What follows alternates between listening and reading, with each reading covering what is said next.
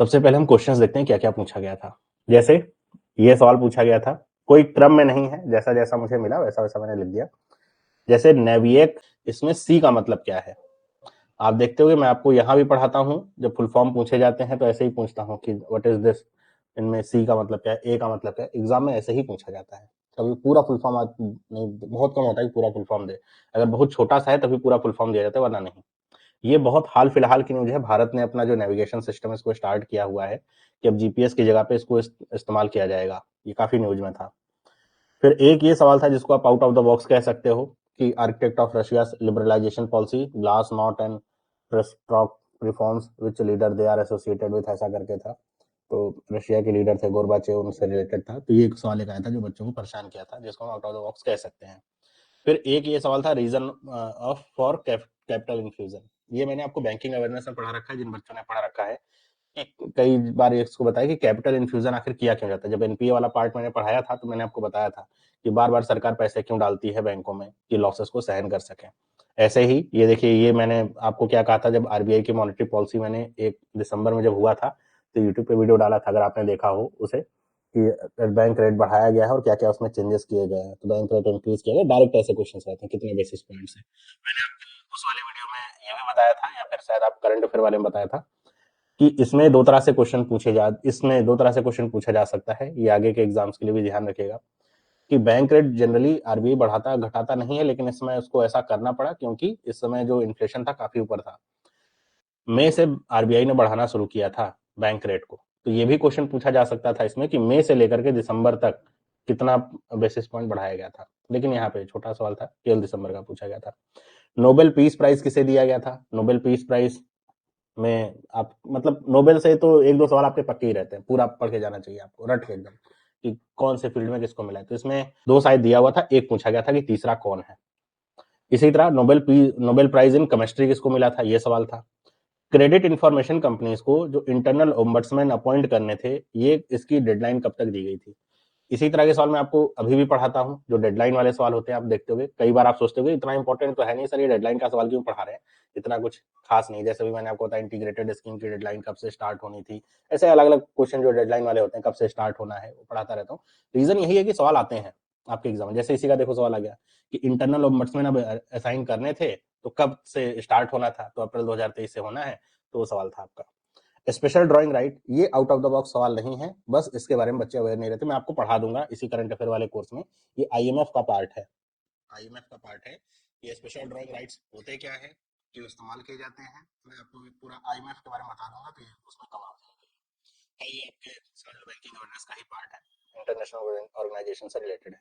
फिर ऐसे कुछ सवाल थे शायद लार्जेस्ट सीमेंट प्रोड्यूसर के। ये कोई एग्जैक्ट ऐसे सवाल नहीं, वही वही सवाल एकदम क्या शब्द है, बच्चों के मेमोरी में सवाल ही है। लार्जेस्ट सीमेंट प्रोड्यूसर वर्ल्ड का कौन था, या फिर शायद एसीसी को लेकर के ऐसे कुछ सवाल था। एक देखो ये सवाल था, ये मैंने आपको जब इसके ऊपर वीडियो बनाई थी तो मैंने आपको क्या कहा था, ये जो चीता एक्सटिंक्ट हुए हैं इनके ऊपर अब ये सवाल तो आने से रहा। बहुत कम चांसेस थे कि ये पूछा जाए कि कोनो नेशनल पार्क में इनको रखा गया, क्योंकि बहुत फेमस था। हमेशा सवाल ऐसी जगह से ही पूछे जाते हैं जो बच्चे ध्यान ना दें। जैसे इसमें पूछा गया चीता कौन से साल में एक्सटिंक्ट हुए थे इंडिया में, ये बताओ। तो सब कुछ दे दिया था, कुनो इंटरनेशनल पार्क में लाए गए थे, कहां से लाए गए थे, जैसे क्वेश्चन आते हैं वैसे ही। कि आपको जो आप पढ़े रहोगे ना वो सारी जानकारी केवल क्वेश्चन में रहेगी, जो आप नहीं पढ़े रहोगे वही पूछा जाएगा। आईआईएफएल में सेल्फ मेड वुमेन की लिस्ट में किसने स्थान बनाया था, ये पूछा गया था सवाल। इसी तरह ये सवाल देखो, ये सवाल अगर आप बिलीव करो, आप जाके देख सकते हो वीडियोस में, मैंने कई बार बताया हुआ यूट्यूब पे। आप इंटरव्यू देखोगे तो मैं 2021 से इसे पूछ रहा हूँ इंटरव्यू में बच्चों को। कई बार इस सवाल को पूछा, कोई नहीं जवाब दे पाया, और कई बार मैंने बताया भी है जब भी इसे पढ़ाया है। स्पॉन्सर बैंक कौन है नेशनल एसेट रिकंस्ट्रक्शन कंपनी का, ये जो एनएआरसीएल बनाया गया है, इसका स्पॉन्सर बैंक कौन है। केनरा बैंक है, शुरुआत से बताया था, चल रहा हूँ। ये सवाल एकदम एग्जैक्ट ऐसे ही आ गया था।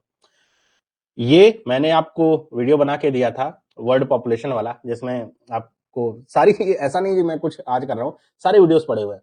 वर्ल्ड पॉपुलेशन वाला ये जो वीडियो मैंने आपको बना के दिया था कि इंडिया चाइना की पॉपुलेशन को सरपास करने की शॉर्ट्स बनाया था इसके बारे में, उसमें ये बात बताई थी मैंने कि इंडिया 2023 में चाइना की पॉपुलेशन को क्रॉस कर देगा, ऐसा बताया गया है। और इसके बाद ये भी बताया था कि कौन कौन से साल में इंडिया की जो पॉपुलेशन है कितना बढ़ेगी। तो ये बताया था कि 2080 तक कितने हो जाएगी, उसके बाद स्थिर रहेगी, फिर ऐसा होगा। तो उसी का एक डायरेक्ट सवाल था कि 1.66 बिलियन कब तक होगी, तो 2050 तक होगी। मैं क्या कह रहा हूँ कि मैंने जो भी शॉर्ट्स बनाए आपके लिए यूट्यूब पे, या फिर जो भी मैंने आपको वीडियोस बना के दिए, या फिर यहाँ जो पढ़ाया है, आप देखोगे एकदम एग्जैक्टली मैच होंगे आपके क्वेश्चंस। मतलब अगर मैं 20 क्वेश्चन पढ़ाऊंगा तो 5-6 तो उसमें से आएंगे ही आएंगे। मैं आपको 200 क्वेश्चन पढ़ा के 5-6 क्वेश्चन तो नहीं दूंगा। ग्लोबल इनोवेशन इंडेक्स को लेकर के क्वेश्चन था कि भाई जापान की रैंकिंग क्या है। हमेशा मैं क्या कहता हूँ, आपको याद क्या रखना चाहिए, या तो उसमें इंडिया की रैंकिंग जो भी इंडेक्स होता है, या तो टॉप के थ्री में आपसे क्वेश्चंस पूछे जाते हैं, बस और कुछ नहीं पूछा जाता इसमें। इंडिया की रैंक क्या थी, टॉप के थ्री। हमेशा ये भी याद रखना होता है कि अगर इंडिया की रैंक घटी बढ़ी है उस रैंक में कुछ ज्यादा स्तर तक, तो भी चीज इंपॉर्टेंट होती है। मान लो किसी इंडेक्स में इंडिया ने बहुत जंप मार दिया है ना, 8-10 पोजीशन जंप मार दिया, जो कि अच्छी बात है, या फिर बहुत पोजीशन घट गई ड्रास्टिकली, तो वो बुरी बात है। दोनों चीजें पूछी जा सकती हैं कि ऐसा दे देगा कि इंडिया की रैंकिंग ग्लोबल इनोवेशन इंडेक्स में इस साल 40th नंबर पे थी, पिछले साल ये कितने नंबर पे था। अगर वो कम हुआ है या बढ़ा है बहुत ज्यादा तो इंपॉर्टेंट रहता है, एक आध से तो ना फर्क नहीं पड़ता। ये आईएसएल का टाइटल स्पॉन्सर कौन था, ऐसे सवाल आपके स्पोर्ट्स से पूछे जाते हैं। जैसे अभी मैं आपको हाल फिलहाल का एक सवाल बताऊं जो पूछा जा सकता है, अभी इंडियन क्रिकेट टीम की जो जर्सी स्पॉन्सर है, जैसे वो बाइजूस है ना अभी, और एक है एमपीएल, दो स्पॉन्सर्स हैं। तो एमपीएल बाहर निकल गया है, उसकी जगह पे जीन्स का आपने नाम सुना होगा, किलर जीन्स, तो उसको दिया गया है ये 6 महीने का ही शायद कॉन्ट्रैक्ट है, मतलब कम समय का कॉन्ट्रैक्ट है, इसने किया हुआ है। तो ऐसे सवाल आ सकते हैं कि जो थोड़े समय के लिए हो वो आपके। कॉमनवेल्थ गेम्स 2026 की होस्ट सिटी कौन थी, एक्सपोर्ट टारगेट देखो मई का पूछा गया था, क्या था ऐसे करके कुछ सवाल था, ये आपसे पूछा गया था। और क्या सवाल था, बीएसएनएल को देखो फंडिंग मिली थी 19,000 करोड़ के पैकेज की वायबिलिटी गैप को फिल करने के लिए, किसके द्वारा आपकी आपकी ये थी फंडिंग, ये मतलब क्या सवाल था एग्जैक्टली नहीं पता। इसको लेकर के एक सवाल था, जैसे फंडिंग से रिलेटेड मैं आपको यहाँ पे सवाल पढ़ाता हूँ कि ये इतना पैसा दिया गया है, वो आपका सवाल था। ऐसे ही startup ecosystem ranking issue by which ministry, मैंने जो पीडीएफ बनाया है आपके लिए दिसंबर वाला, उसमें आपने देखा होगा कि मैंने एक अलग से उसका इंडेक्स बना दिया है, रैंकिंग और रैंकिंग का अलग से इंडेक्स ही है, मतलब पूरा वो, कि जिसमें इंडिया और इंटरनेशनल में जो भी रैंकिंग जहां भी पूछी गई है वो आपका अलग ही है, ताकि आपको सारे याद रहे। जनरली इंडेक्स में हम इंटरनेशनल वाला ही याद रखते हैं, उसमें इंडिया कैसे ऐसे, जैसे अभी हाल फिलहाल में मैंने आपको एक बताया था डिजिटल इंडिया अवार्ड ऐसे दिया गया था, उसमें कौन कौन से ऐप को या कौन कौन से इनिशिएटिव को दिया गया था अवार्ड, वहां से क्वेश्चन आ सकता है ना। विंडफॉल टैक्स तो भी हाल फिलहाल में मैंने बनाया था वीडियो, विंडफॉल टैक्स का मतलब क्या होता है, शॉर्ट्स बनाया था इसका, विंडफॉल टैक्स। इसी पे सवाल आया था, विंडफॉल टैक्स कितना बढ़ा दिया है, क्योंकि अभी हाल ही में सरकार इस पे विंडफॉल टैक्स बढ़ाती जा रही है, तो विंडफॉल टैक्स होता क्या है आखिर, वही हाल फिलहाल में ही शॉर्ट बनाया था मैंने। पीएम किसान मान धन योजना के बारे में सवाल था, यूनिसेफ एजुकेशन 4.0, ये मुझे याद नहीं आ रहा है, ये मैंने अक्टूबर वाले जो मैंने आपको करंट अफेयर दिया था उसमें था, या फिर अभी हाल फिलहाल में मैंने आपको इसी करंट अफेयर वाले कोर्स में ही पढ़ाया था, यूनिसेफ एजुकेशन 4.0 को लेकर के। ये सवाल मैंने पढ़ाया हुआ है इसलिए मेरे को याद है कि ये बताया हुआ था कि इसने पार्टनरशिप करी है इंडिया में, एजुकेशन 4.0 स्टार्ट किया गया है, ये भी सवाल वही था। एक्सिम बैंक का लाइन ऑफ क्रेडिट को लेकर के सवाल था, मैंने आपको पढ़ाया हुआ है, लाइन ऑफ क्रेडिट भी बताया हुआ है क्या होता है। और अभी तो कल या परसों ही बता रहा था ना एक्सिम बैंक के बारे में कि वो लाइन ऑफ क्रेडिट देता है और उसको क्यों दिया जाता है लाइन ऑफ क्रेडिट, अभी मेरे ख्याल से 2 दिन पहले की ही बात है, बता रहा था। और लाइन ऑफ क्रेडिट को लेकर के तो पूरा वीडियो मैंने बना रखा है, लाइन ऑफ क्रेडिट और लेटर ऑफ क्रेडिट में क्या डिफरेंस है। साथ ही साथ करंट अफेयर की क्लास में मैंने आपको बताया था कि अभी इंडिया ने मालदीव्स को दिया है लाइन ऑफ क्रेडिट और श्रीलंका को दिया है। और एक सवाल मैंने इसमें बताया था, मालदीव्स को कितना दिया था, $100 मिलियन का, श्रीलंका को कितना दिया था। मैंने कहा था दोनों लाइन ऑफ क्रेडिट ही हैं, ज्यादातर बच्चे कंफ्यूज होते हैं, श्रीलंका को अभी दिया जा रहा है, मालदीव्स को दिया गया है, तो इन्हीं को लेकर के सवाल था।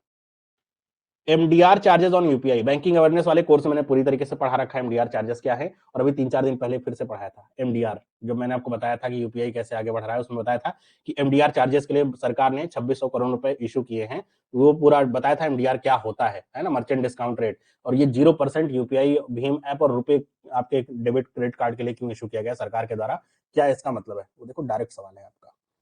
पीएमईजीपी आउटले, ये एम्प्लॉयमेंट जनरेशन प्रोग्राम जो है स्कीम, इसका आउटले आप देखते हो कि जो भी स्कीम आती है मैं उसका आपको यहाँ पे आउटले जरूर बताता हूँ। हमारी सरकार integrated food security scheme start कर, उसका आउटले कितना है, कितना करोड़ सरकार खर्च करेगी, या कितना उस पर रखा गया है कि इतना करोड़ हम देंगे, क्योंकि वो सवाल इंपॉर्टेंट होते हैं इसलिए मैं आपको पढ़ाता हूँ। आप सोचते होगे कि वो आउटले पढ़ के कुछ नहीं मिलेगा, डायरेक्ट सवाल आते हैं। वर्ल्ड बैंक के ग्रांट जितने होते हैं आपको यहाँ पढ़ाई जाते हैं, वर्ल्ड बैंक ने किसे ग्रांट दिया, कितना ग्रांट दिया। एक लेबिलिटी इंडेक्स करके सवाल था, भारत की रैंकिंग क्या थी उसको लेकर कैसे सवाल था।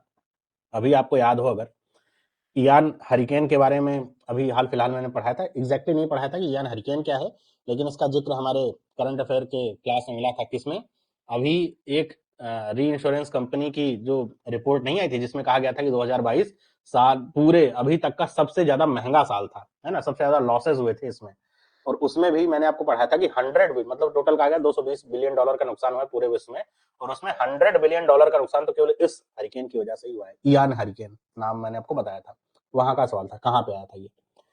सेंट्रल बैंक ऑफ इंडिया के प्रॉम्प्ट करेक्टिव एक्शन वाले ब्रैकेट से बाहर आने को लेकर के सवाल था। ये जब करंट वो मैंने बैंकिंग अवेयरनेस पढ़ाया था प्रॉम्प्ट करेक्टिव एक्शन, तो उसमें मैंने आपको बताया हुआ था कि कोई भी बैंक प्रॉम्प्ट करेक्टिव एक्शन का जो फ्रेमवर्क है उसमें बाहर आता है। अगर आपने लिया होगा ना कोर्स, उसमें देखना जा करके, तो मैंने उसमें सारी कंडीशन बता रखी है, किस कंडीशन को फॉलो करेगा तब वो बाहर आ पाएगा प्रॉम्प्ट करेक्टिव एक्शन से। ऐसा नहीं कि एक बॉक्स चेक कर दिया और वो बैंक बाहर आ गया। उसमें 3-4 कंडीशन हैं, कुछ फॉलोअप्स हैं कि इतने दिन तक आपकी जो रिपोर्ट है पॉजिटिव रहनी चाहिए, आप फिर से आपका जो इंडेक्स निगेटिव नहीं होना चाहिए, वो सब लेकर के, तो उसी को लेकर के सवाल था, है ना। एक ये सवाल था जिसको हम आउट ऑफ द बॉक्स कह सकते हैं, लेकिन ये न्यूज में था, लेकिन ज्यादा बच्चों ने ध्यान नहीं दिया होगा। ये था KLEMS का फुल फॉर्म क्या है। ये एक तरह का डेटाबेस है जो कि पूरे विश्व में फॉलो किया जाता है। आरबीआई ने भी इसे स्टार्ट किया था 2019-20 से, और ये अक्टूबर की एक न्यूज थी, जिसमें बहुत छोटी सी न्यूज थी, लेकिन देखो यहाँ सवाल आ गया था, उम्मीद नहीं कर सकता कोई। अक्टूबर की न्यूज थी कि आरबीआई ने इसे 1 साल के लिए फिर से ऐसा बढ़ाया करके कुछ न्यूज थी। ये इसमें पूछा था के का मतलब क्या होता है, तो देखो के का मतलब क्या होता है, कैपिटल, कैपिटल लेबर एनर्जी ऐसे करके इसकी पूरी फुल फॉर्म है। एक डेटाबेस है जो कि मतलब मेजरिंग के लिए इस्तेमाल किया जाता है। एनबीएफसी के लेयर्ड स्ट्रक्चर से कोई सवाल आया था, एग्जैक्ट सवाल क्या था मुझे नहीं पता, लेकिन मैं ये बता सकता हूँ कि अभी हाल फिलहाल मैंने एक पूरी वीडियो बनाई थी, यूट्यूब पे उपलब्ध है, आप जाकर के देख सकते हैं, पिछले महीने की बात है। एनबीएफसी को 4 लेयर में बांटा गया है। हर एक लेयर का मतलब क्या है, कितने उसका रेवेन्यू होगा, तो कौन से लेयर में वो बैंक जाएगा, उसको लेकर के मैंने पूरा पढ़ा रखा था। उसी को लेकर के आपका ये सवाल आया था, एनबीएफसी लेयर्ड स्ट्रक्चर का सवाल था। आरबीआई ने महिंद्रा एंड महिंद्रा के ऊपर बैन लगाया था। ये अभी हाल फिलहाल में न्यूज आई थी, इसको मैंने कवर नहीं किया था आपके करंट अफेयर में। बैन वाली न्यूज नहीं थी, क्योंकि ये पहले की घटना है। ये अभी हाल फिलहाल में न्यूज आई थी कि महिंद्रा एंड महिंद्रा को इस बैन से वापस बुला लिया गया है, वो न्यूज थी। युवा 2.0 को लेकर के मैंने पढ़ाया हुआ है, याद नहीं आ रहा, मैंने शायद अक्टूबर वाले करंट अफेयर में पढ़ाया था आपको। एक ये सवाल था, इलियुड किपचोगे, कोई एथलीट हमको लेकर के सवाल था। और अगर आपको याद है बैंकिंग अवेयरनेस का कोर्स, तो मैंने आपको इस मशीन के बारे में पढ़ाया हुआ है। फ्रॉड का पूरा एक पूरा वीडियो ही है बैंकिंग अवेयरनेस वाले कोर्स में, जिसमें मैंने अलग अलग टाइप के जो फ्रॉड होते हैं उनका नाम क्या होता है तो पूरा एक्सप्लेन कर रखा है। तो उसी में ये आया था स्मशिंग, जो बच्चे करंट अफेयर वाले कोर्स में उनको पता होगा। मतलब ये सवाल नहीं था कि स्मशिंग क्या होता है, बताया गया था कि यार ऐसा ऐसा हो तो उसे क्या कहते हैं, तो वो था स्मशिंग। तो ऐसा पूरा सवाल था। तो इसका मतलब क्या हुआ कि अगर हम देखें आपका जो बैंकिंग अवेयरनेस और करंट अफेयर का जो पार्ट है, जो आप पढ़ेंगे या पढ़ रहे हैं, तो आप देखेंगे कि बहुत हद तक आप वही पढ़ रहे हैं जो आपके एग्जाम में पूछा जाता है। मैं बार बार यही कह रहा हूँ कि मैं आपको कुछ भी एक्स्ट्रा नहीं पढ़ाऊंगा, जो केवल इंपॉर्टेंट है वही पढ़ा रहा हूँ, और आप वही पढ़िए। कई बार आप सोचते होंगे कि क्वांटिटी कम है, क्योंकि हम दूसरी जगह देख रहे हैं तो वहां पे इतने सारे सवाल पूछे जा रहे हैं। ना तो क्वांटिटी कम है, ना तो क्वालिटी कम है, क्वालिटी पूरी मेंटेन है। क्वांटिटी इसलिए कम है क्योंकि सारी कबाड़ा की चीजें मैंने निकाल रखी हैं इस कोर्स में से। केवल वही चीजें हैं इंपॉर्टेंट, जो वही आप पढ़ रहे हो, जो एग्जाम में पूछे जाएंगे। ना तो ज्यादा इंफॉर्मेशन आपको मिलेगी उस क्वेश्चन में, ना तो कम मिलेगी, उतनी ही मिलेगी जितनी एग्जामिनर पूछ रहा है।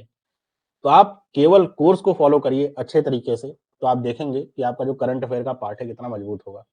उतना ही पढ़ा रहा हूं जो एग्जाम में पूछा जाएगा, कुछ भी छोड़ नहीं रहा हूं।